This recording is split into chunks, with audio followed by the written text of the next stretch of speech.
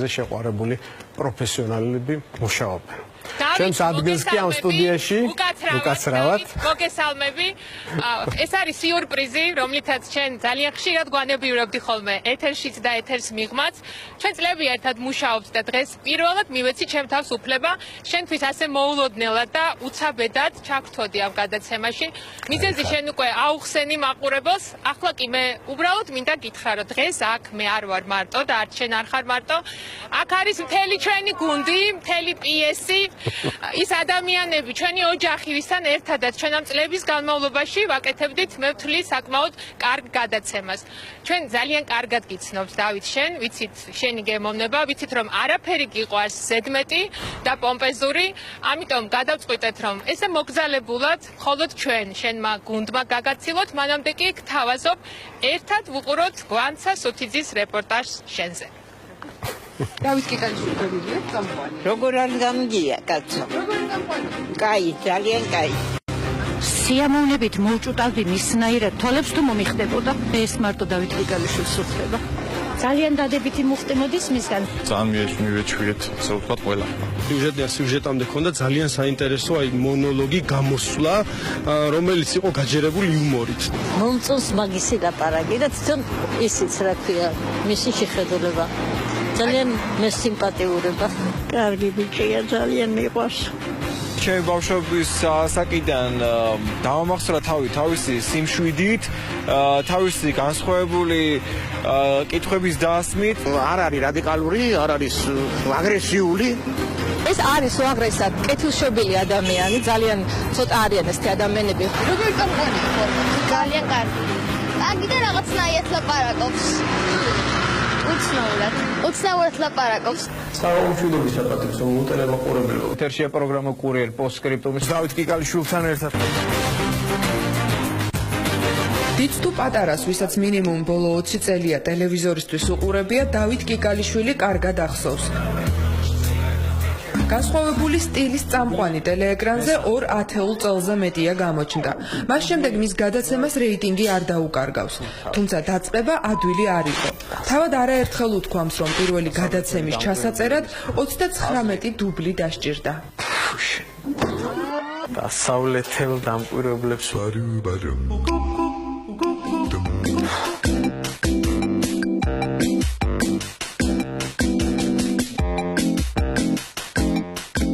წელს 26 მაისს პოსტსკრიპტუმს 20 წელი შეუსრულდა. ყოველკვირეული გადაცემის განვლილი გზა დოკუმენტურ ფილმში ეკა ქადაგიშვილმა გაიხსენა.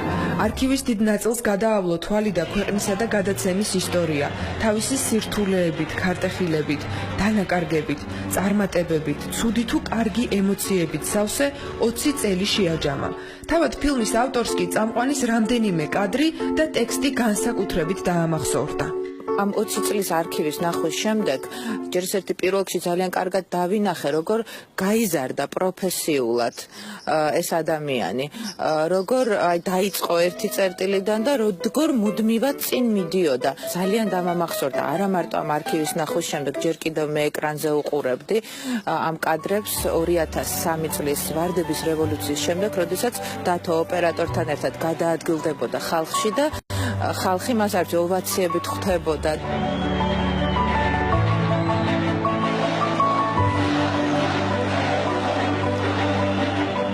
მეორე რაც დამამახსოვრდა, ასე ვთქვათ, ბოლო პერიოდს თუ ავიღებთ, რამდენიმე თვის წინ მოხდა ძალიან ტრაგიკული შემთხვევა, ძალიან მოხუცი ქალბატონი უყურადღებობის გამო მივიდა სიკვდილის პირას და პოსტსკრიპტუმის ჯგუფი მაშინ იქ იყო იმ ადგილას და დათომ მაშინ პირდაპირ ეთერში ძალიან ემოციური განცხადება გააკეთა. მინდა მოგმართოთ თქვენ, ვინც რაღაცის გაკეთება შეგიძლიათ და სახელმწიფოსაგან ამისათვის მგონია ხელფასს იღებთ. აი ამ საღამოს ვინ დაეხმარება 84 წლის ირინას? ვინ დაეხმარება 84 წლის ირინას, სანამ კომისია შეიკრიბება, სანამ სოცმუშაკი გაიღვიძებს და მოვა მასთან სახლში. და აი იმ წუთას მივხვდი, რომ ეს არის ზუსტად დავით კიკალიშვილი, ადამიანი, რომელმაც დაამკვიდრა პრინციპში ბოლო 20 წელიწადში ქართულ მედიაში ის, რომ არსებობდა საავტორო აზრი. პოსტსკრიპტუმის ახლანდელი თანამშრომლებიდან წამყვანს ყველაზე დიდხანს პროდიუსერი ეკა სარია იცნობს. ჩვენი გადაცემა აღიარეს საუკეთესო. ყოველთვის რაც მას ახასიათებდა, ეს არის მისი ხელწერა. ყოველთვის ცდილობს ყველა მოვლენას, ყველა კრიტიკულ სიტუაციას გაუკეთოს მისებური შეფასება. ძალიან ხშირად ეს შეფასება არის ხოლმე განსხვავებული საზოგადოებრივად ეგრეთ წოდებული აღიარებული აზრისგან. ყოველთვის ცდილობდა ყოფილიყო ყველაზე ცხელ წერტილებში. და ეხლა რო გადავხედოთ არქივს, ანუ წლის განმავლობაში არ ჩაული არც ერთ საინტერესო ფაქტს, მოვლენას, ისე რომ მას არ კონდეს დათოსებული შეფასება. ადამ ჰუსეინის მეოთხე ცოლის სასახლეში ქართველთა ბაზარი. ჭურვის ნარჩენები გორის ცენტრში, საბავშვო ბაღის ტერიტორიაზე გდია. თეორია ასეულობით $1,000,000 ათასობით. სტუდიაში მუშაობის პარალელურად ამზადებდა რეპორტაჟებს მსოფლიოს სხვადასხვა კუთხიდან, სხვადასხვა თემატიკით და ყოველთვის განსხვავებულად. ასე ახსოვს მაყურებელს დავით კიკალიშვილი, ჩვენთვის კიკალა, რომელმაც ახლა გადაწყვიტა თავის 20 წლიან სამსახურს დაემშვიდობოს. ის იყო ინტელექტუალური წამყვანი და ამას ძალიან დიდი მნიშვნელობა ჰქონდა. ძალიან ბევრი რამ შექმნა ამ არხზე. პოსტსკრიპტუმი ასოცირდება დათოსთან, უკვე 20 წელზე მეტია და არ იქნება იოლი გადაწყობა სხვა რელსებზე, თუმცა ასეთი გადაწყვეტილება მიიღო და მე მხოლოდ წარმატება მინდა უსურვო მას. გამორჩეულია და განსხვავებულია თავისი სტილით.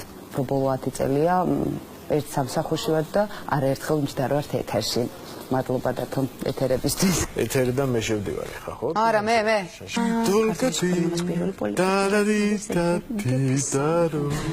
მახსოვს როგორც ერთ-ერთი ყველაზე გამორჩეული წამყვანი, რომელმაც შექმნა თავისი სტილი, ძალიან უცხო, ახალი სიტყვა იყო და რაღაცა ნოვატორული იყო.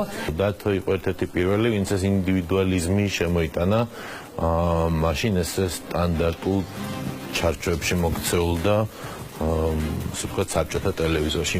ჯამი ჭურჭელია კიკალას პოსტსკრიპტუმი მიყავს თუ რაღაცა ესეთი ჩვეულებრივი ამბავია, რომელიც თურმე მთავრდება და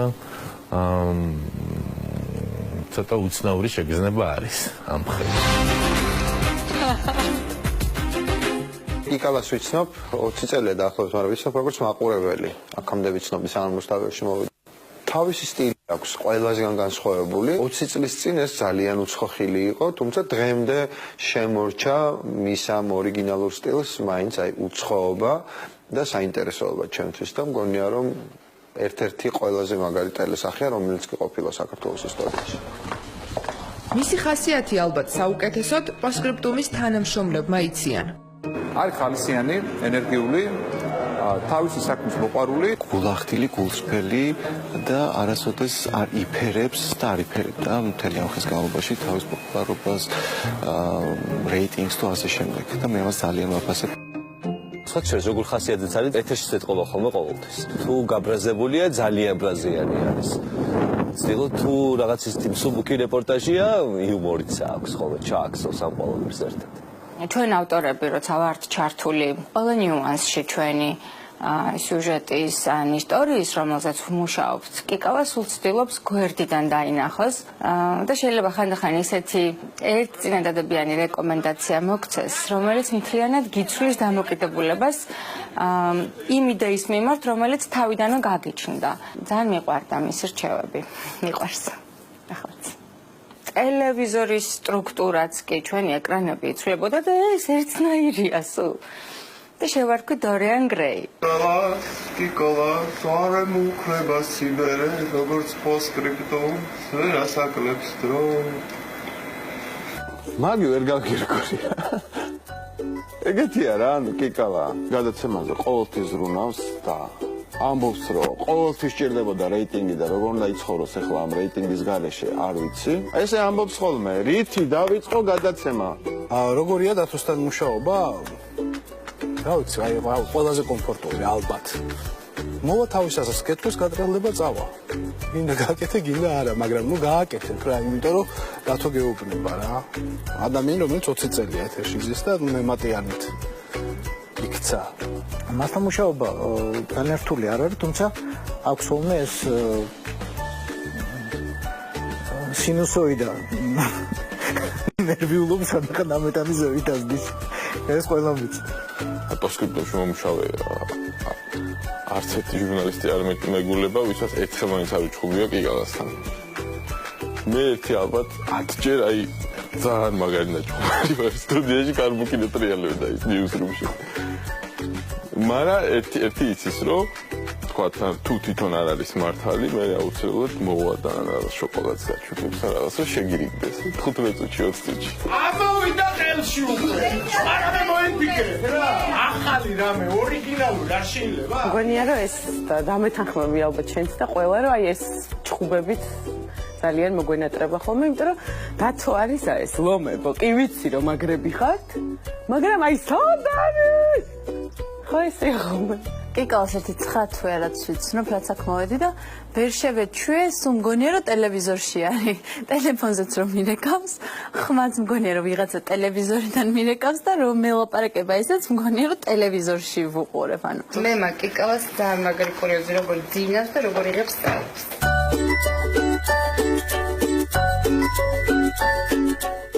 Jerry,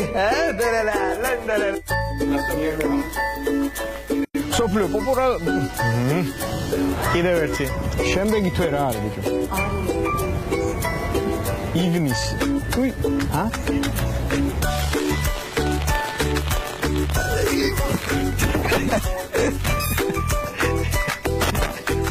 დიდი მადლობა.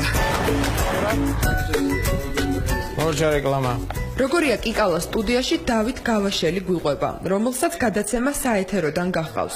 ამბობს, რომ კრიტიკულ სიტუაციაშიც კი დათო ეთერში მშვიდი და აუღელვებელია. ერთხელ ტელევიზორის ყურებაში გართულს ეთერში შესვლა დაავიწყდა. დაავიწყდა, რომ ეთერში უნდა დაწყებულიყო გადაცემა. გადაცემა 9 საათი მოვიდა და 5 გადმოვიდა, და კიკალა არ არის ეთერში. დაიგვიანა სადღაც 3 წუთზე შევედით და შემოვარდა ქოშინი და ეს არის პიესი რაღაც. რუსთავი ჩართული კამერით მოვიარეთ, ვინ შეხვდა მისი დიდი ხნის მეგობარი ან მაყურებელი აღმოჩნდა. ის მახსოვს რომ არ მივიღო სამსახურს სულ აყვეთები ოღონდ. მეგობ კარეთშიკია და ტელევიზიას ვერ დავსო ჩემს ეთქო. მომივიდა ამბები და მე ვთხარ მე წლების მერე ხო დავმეგობრეთ მე ხარ ეს კაცი არ მივიღე ვთხარ კვირაში.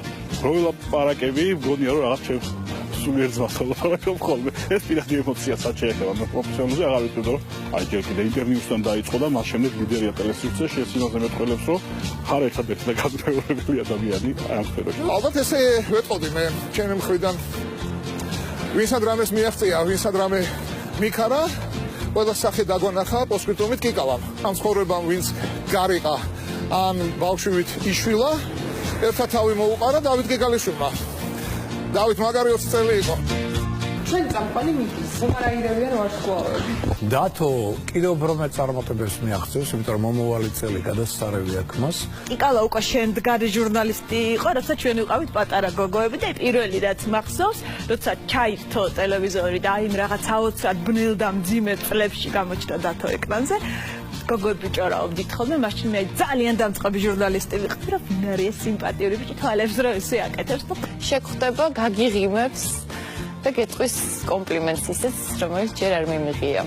ფოტოშოპს არც ერთი მამაკაცისგან ამ ტერიტორიაზე და ესეც ძალიან დიდი ნიჭია ჩვენ ქალებს თუ გკითხავთ. ესეთი საკარიკატურო სახე არა აქვს. საყვარელი ტიპი, აი როგორი იცი? მულტიპლიკაციური პერსონაჟივით არის. იქნებათ მარია, მაიცადე. ესე კაი ღვინო ქონა მუშიკიშვილს არა?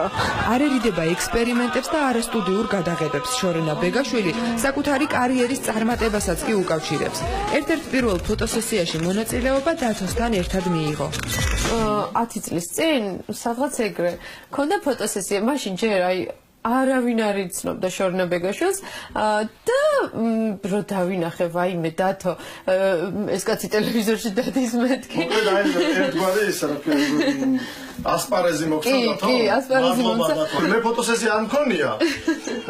მაგრამ ტელევიზორიდან რომ უყურებდი ხოლმე სანამ მეც ეს პირველ ნაბიჯებს გადავდგამდი ხოლმე. ესე რომ ლაპარაკობ ტელევიზორში ეგ მომწონდა. რაღაცები მაქვს აღებული მეც რა უკვე მაქიდან. აბა გახსოვს დათოზე?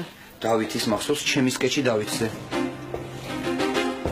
საღამო მშვიდობის ფემოყრეთ პოსტკრიპტუმს დავით კიკალიშვილთან ერთად დავით იყო ყოველთვის თვალის გამოხებით უკვე ვიდრე მეტყველებას დაიწყებს უკვე იგებ ინფორმაციას რაზე გესაუბრება და მე უბრალოდ მეტყველებით იქ გიშლის ამ ყველაფერს და თვალებით უკვე ყველაფერს იგებ ნიკა გრიგოლიას შემდეგ მისი პაროდია ვასო ფხაკაძემ გადაიბარა. გამორჩეული მონოლოგები აქვს ხოლმე, პატარ-პატარა ჩართვები საუბარში. მოგძადით ბატონო ვასო ეხუთი. დიახ. იკალას ამბავს გაიგებთ. გავიგებთ, დიახ. ვერ გამოიცნობ, იკალა რო იწყებს წინადადებას, ვერ გამოიცნობ რითი დაამთავრებს. აი მაგალითად ან ელოდები რა, აი რაღაცას ეხა იტყვი. თურმე ეს ყოფილა და აი ესე ტექსტ ხომ მიყვები ეს უნდა ითქვათ. არა, ეს უნდა მიყვები. ანუ ყურებთ განცემას პოსტკრიპტუმს ემისი წამყვანი დავით კიკალიშვილი გახლავართ. პატარა პაუზა. ახლა კი სიუჟეტი. რაგაცი. გამორთებ. პოსტკრიპტუმში მუშაობა ნიშნავს ცხოვრების ყველაზე მეტი დროის სამსახურში გატარებას. ამის მიუხედავად ყველას დაგვრჩა კიკალასთვის სათქმელი, ისეთი რამ, რაც ჯერ მას ჩვენგან არ მოусმენია. პირადად მე გამიმართლა, რომ მასთან მუშაობდი. დათო ჩემთვის დარჩება პროფესიონალ ჟურნალისტად, რომელიც ყოველთვის არის კრეატიული და მზად არის სიახლეებისთვის. ძალიან დიდი მადლობა პიესისთვის დათო კიკალიშვილს. დორიან გრეის. მადლობა მინდა უთხრა, რომ გამზარდა ესეთი როგორიც ვარ. მე მგონი მიხარამ რომ მიდიხარ. თითქოს შენი ოჯახიდან მიდის, ან ნამდვილად ძალიან მოგვენატრება ყველას და მეც მათ შორის. ძალიან დამაკლდება მისი რჩევები. გულს გწყვეტ კიკალ რა. არასდროს მithქვამს რომ მიყვარს და ეხლა ვეუბნები რომ მიყვარს. არ წახვიდე რა.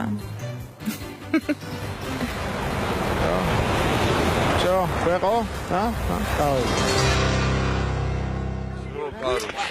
დიდი მადლობა დავით ამ წლებისთვის, დიდი მადლობა ერთად გატარებული ძალიან ბედნიერი სამუშაო პროცესისთვის. მადლობა. გვიყვარხარ დავით, გვიყვარხარ. ეხლა კი ეს ადგილი მე გიორგი გაბუნიას უნდა დავუთმო, ეს ახლა სტუდიაშია. მშვიდობისა. თვადასე არ ვიტყოდი მე და. მენანება, მაგრამ რა. თუ მაგრამ ხდება ხოლმე, მაგრამ ვერ ვიტყვი რომ შენ ადგილს დავიკავებ. სწორი დათქმები არ იქნება, მოდი ასე ვთქვათ რომ გზის იმ ნაწილიდან სადაც შენ გაჩერდები, მე გავაგრძელებ. მით უმეტეს ახლა ეს სიუჟეტი რომ ვნახე, კიდევ უფრო აკაურობას განახლება უნდა. კი, ხო, ნახოთ, მე ვთვლი რომ რადიკალური ცვლილებები რა თქმა უნდა პოსტკრიპტუმში არ მოხდება, ზუსტად იმ ისტორიის გამო, 20 წლიანი ისტორიის გამო, რომელიც შენთან ერთად გაიარა ამ გუნდმა, იმიტომ რომ თავარი აქ დარჩება სწორედ ის ჟურნალისტების, ოპერატორების, მემონტაჟების корпуსი, რომელზეც იდგა ყოველთვის. ასე რომ შენი გუნდი არის გარეთ შეკრებილი და ძალიან გთხოვთ. დავით, გელოდებით, დავით, ძალიან გთხოვთ. გელოდებიან გარეთ შენი კოლეგები. კარგად და წარმატება იყავ. წარმატება დავით. წარმატება. მე ვჩები სტუდიაში დათო კიკალიშვილის ნაცვლად, რაც უნდა გითხრათ, რომ ძალიან უცნაურია. ძალიან უცნაურია, მაგრამ მოდის, დათა მოდის. ეგა რამდენიმე წამიც დავით, მოდის. დათო თქვენთან იქნება უკვე. მადლობა გიორგი, ჩვენ ველოდებით და გვინდა რომ ყველა ერთად გავემშვიდობოთ მაყურებელს. აი საფაბოდი სწორად იმ სივრცეს გაივლის, სადაც იმუშავა. მან 20 წლის განმავლობაში შეიძლება მან რამდენიმე შენობა გამოიცვალა რუსთავი ორმა, რამდენიმე პავილიონი, რამდენიმე სტუდია ხნის განმავლობაში, მაგრამ დავით კიკალიშვილი 20 წლის განმავლობაში მუშაობდა რუსთავი ორში პოსტკრიპტუმში და კიდევ ერთხელ ვამბობ, რომ ძალიან უცნაურია ის, რომ ამ გადაცემას სხვა წამყვანი ეყოლება. დავით, ძალიან მყავ რა, დათო, ძალიან მყავ, წინ რა, ჩვენ წინდა წინ. ნოდარი, ოკეი.